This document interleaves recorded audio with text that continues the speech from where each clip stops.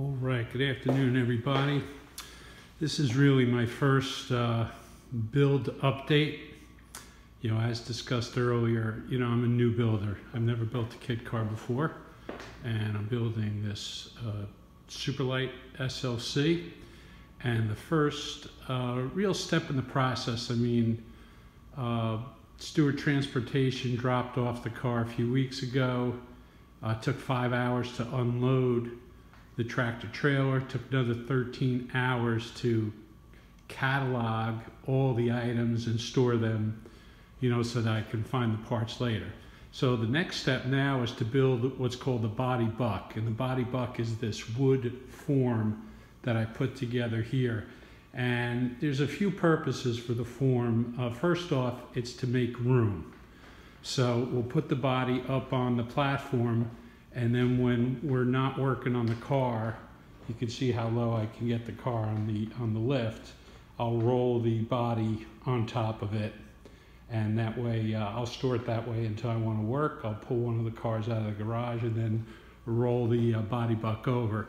The other thing is you want a body buck because you don't want the fiberglass shell to deform over time. It's going to take me a good 2 years before I start mounting this body, and you want to keep it well supported, otherwise it can lose its shape, and you definitely don't want to do that. The other thing is I put the body buck on wheels because I want to be able to roll the body outside and bake it in the sun.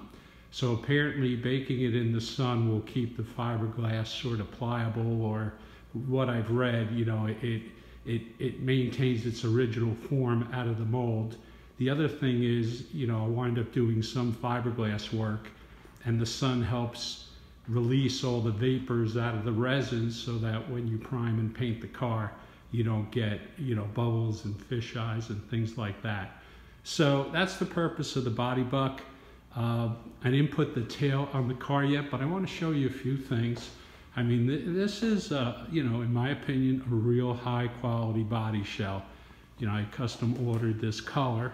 It's a dark blue, but look at the body lines. These are really tight. Right out of the, right out of the mold. And you can see there's, they're relatively flat. Now I don't have, door seal molding in yet, but you can see all the lines are pretty damn good.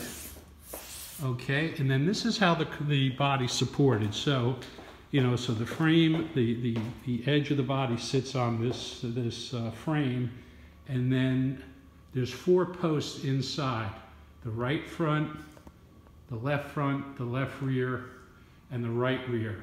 And this is holding the body up, more or less where it's going to mount on the chassis. And then we'll bolt this to the floor pan. So what I'll do is I'll probably add another support in the middle to support the center of the canopy, and that'll be after I put the rear tail back on the car. So anyway, this has been about a good 20 hours worth of work. I don't move that quickly, and I sort of designed it as I went along, which you probably want to have a better design laid out and then just assemble it, but I had to sort of figure it out a little bit as I went along.